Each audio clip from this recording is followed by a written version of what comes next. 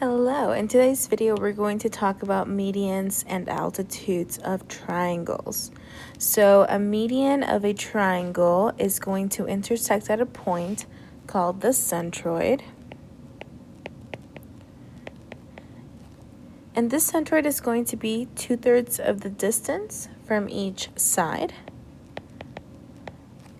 to the midpoint of the opposite side, okay? So in this picture to our right, the point P is the centroid of this image. And as you can see, these lines right here, this goes from the middle to the opposite angle, okay? And I know this is the middle because it's splitting up this segment into 2 equal parts. Same thing is happening here. Again, it's going to the middle. So this is creating, the median is going through the middle, creating a midpoint. Because these two sides are congruent to each other, that's how I know it's the middle. And the same thing is happening with this third segment. So this is the middle. Okay, so BL there is the median because it cuts it up into 2 congruent parts, okay? And where all those medians, that's what they're called, the lines that split the segment in the middle, come together, that's what's called the centroid, okay? That's the centroid theorem. Now, the centroid theorem says that we're splitting up these segments into 2/3. So I'm going to erase all this. So for example here, it says that AP is 2/3 of AK. What this means is, let's say that this whole segment was 12. From here to here, it's 12 units, all of it, okay? If AP is 2/3 of that, 2/3 of 12 would be 8. And then the other third would just be 4. So the way I did that is I took 12 and I split it up into thirds. When I do that, I know that each third is going to be 4. The longer side is going to be 2 of those pieces, so that's why it's 8.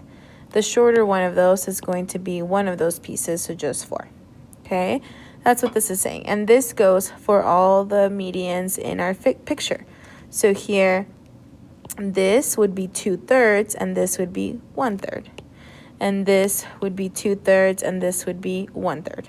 Okay, so that is what the medians do. They come together as the centroid. Lastly, we have the orthocenter. So the lines containing the altitudes. So the altitudes, these are altitudes right here. They are special because they create a 90-degree angle, okay? They don't cut the segments in middle or anything. They just come to the side, creating a 90-degree angle. And their intersecting point is called the orthocenter. Okay, so 90 degrees. This one also comes 90 degrees. This one also goes across 90 degrees. And that one, where it's all 90 degrees, the middle part of that, it's not necessarily the middle there, but that's called the orthocenter of those shapes. All right, so for our first example, we have triangle XYZ, where P is the centroid. So centroid, anytime you see the word centroid, that means that you're going to be splitting up the segments into thirds. So split into 3 pieces, okay? Okay, so we are told that YV, so this whole thing, is 12 from here to here, okay? Find YP and PV. So once I'm done, YP and PV should equal 12 together. Okay, so this is actually the exact same example that I just used earlier. What you first want to do is split up whatever, if you are given the entire segment, okay, take the entire value and split it into 3 and say, okay, each part is 4. The little part, PV, will be 4. The longer part is 2/3 of that. So if I multiply this by 2, I get 8. And in fact, 8 and 4 equal 12. So that's how I know I did it right. So just make sure you answer by labeling YP, my longer piece, is 8, and then PV, my shorter piece, is 4. Together, they should add up to 12, and the longer one should be 2/3 in comparison to the longer one, or the shorter one, of just 4. Okay, so this is 2/3 of the segment. This is just 1/3 of the segment. That will always be the case when you're dealing with a centroid. Now, for example 2, we have R being the centroid again, so same idea. We're going to cut into thirds. Okay, but this time LO is 30. So I need to, by doing the same process, figure out what LR is, the longer piece, that's 2/3 of it, and RO is, that's 1/3 of it. So go ahead and pause the video now to try it out.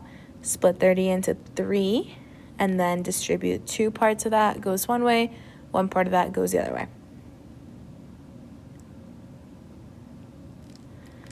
Okay, so when we take 30 and divide by 3, that tells me that each piece is going to be 10.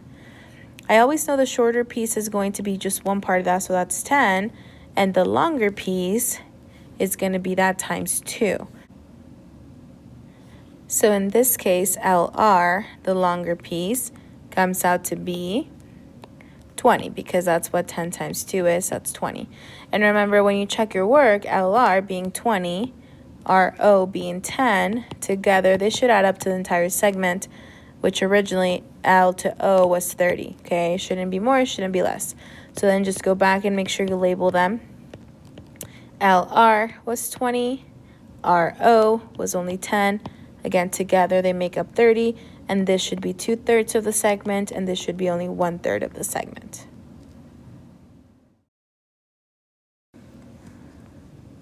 Okay, going on to the next problem.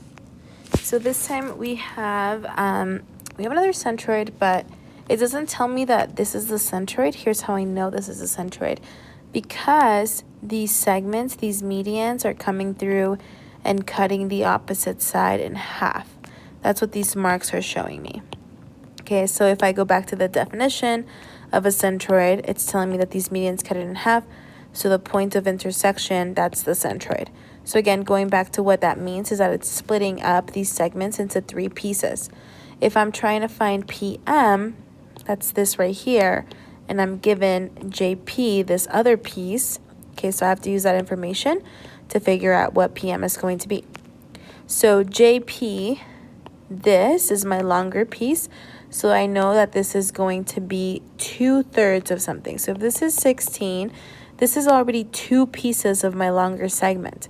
So if I divide this segment by 2, I know that each little piece is 8.